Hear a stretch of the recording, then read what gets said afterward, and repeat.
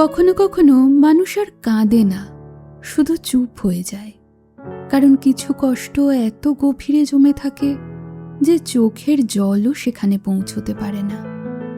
মনের ভেতরটা তখন কেমন খালি হয়ে যায়, যেন একটা ঘর যেখানে এক সময় আলো ছিল, শব্দ ছিল, কিছু আপন অনুভূতি ছিল, কিন্তু একদিন হঠাৎ করে সব কিছু থেমে গেল। ঘরটা একই আছে, দেওয়ালগুলোও একই আছে, শুধু সেই ঘরের মানুষটা কোথায় যেন হারিয়ে গেছে। চারপাশে চেনা মানুষ আছে, চেনা কণ্ঠ আছে, প্রতিদিনের ব্যস্ততাও আছে, তবুও নিজের ভেতরে যেন একটা অদ্ভুত শূন্যতা। মনে হয় এত মানুষের ভিড়ের মাঝেও আমি একেবারে একা। এমন একটা জায়গায় আমি দাঁড়িয়ে আছি যেখানে আমার নীরবতাটা কেউ শুনতেই পাচ্ছে না। আমার ভেতরে প্রতিদিন যে ঝড়টা থেমে থেমে বয়ে যায় তার খবর কেউ জানে না।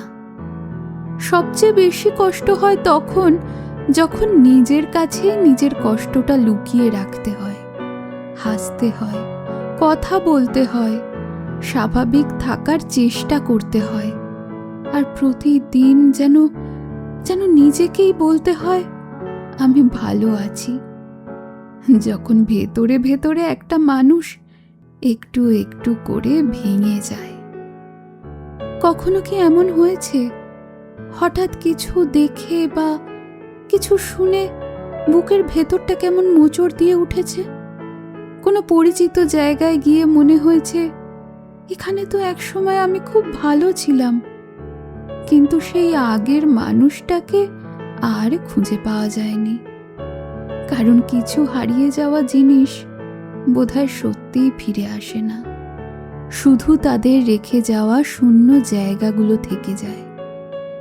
কখনো কখনো মনে পড়ে যায় সেই পুরনো হাসিটা, সেই নির্ভার দিনগুলো, সেই মানুষটা যে ছোট ছোট জিনিসেই আনন্দ খুঁজে পেত, যে বিশ্বাস করত সবকিছু একদিন ঠিক হয়ে যাবে। কিন্তু আজ সে কোথায়? কখন যে দায়িত্বের ভার, অভিমানের স্তর, না বলা কষ্ট আর জমে থাকা ব্যথার নিচে চাপা পড়ে গেছে তা হয়তো কেউ জানে না, হয়তো সেই মানুষটাও জানে না।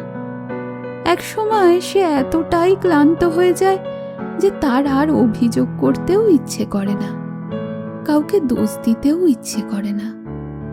শুধু চুপ করে মনে হয় আবার যদি আগের মতো হতে পারতাম। কখনো কখনো জীবন থেকে মানুষ হারিয়ে যায় না, হারিয়ে যায় নিজের ভেতরের সেই মানুষটা। তারপর শুধু কিছু অভ্যাস বেঁচে থাকে। একটা ভাঙা নৌকার মতো মনটাও তখন ভেসে থাকে, কোনো গন্তব্যের আশায় নয়, কোনো তীরে ফেরার অপেক্ষাতেও নয়, শুধু নীরবে ভেসে থাকা আর নিজের ভেতরের সেই শূন্যতার সঙ্গে প্রতিদিন একটু একটু করে পরিচিত হওয়া। মন পিয়ানোয় আজকে শুনলেন শূন্য এ বুকে, কলমে ও কণ্ঠে দেবস্মিতা। আজকের এই নীরব সময়ে যদি মনে পড়ে আপনার মনেও এমন কোনো জায়গা তৈরি হয়েছিল যেখানে অনেক কথা জমেছিল কিন্তু বলার মতো কেউ ছিল না, যেখানে কান্না ছিল কিন্তু চোখের জলও যেন পথ হারিয়ে ফেলেছিল, তবে সেই না বলা গল্পটুকু আমাদের সঙ্গে ভাগ করে নিতে পারেন। এমনই কিছু অনুভূতির গল্প, কিছু না বলা কথা আর মনের ভেতরে লুকিয়ে থাকা সুর নিয়ে আবার আসবো আপনাদের কাছে। ভালো থাকবেন, কারণ কিছু শূন্যতা কখনো বোধহয় পূর্ণ হয় না, শুধু মানুষ একসময় সেই শূন্যতাকে বুকে নিয়েই বাঁচতে শিখে যায়।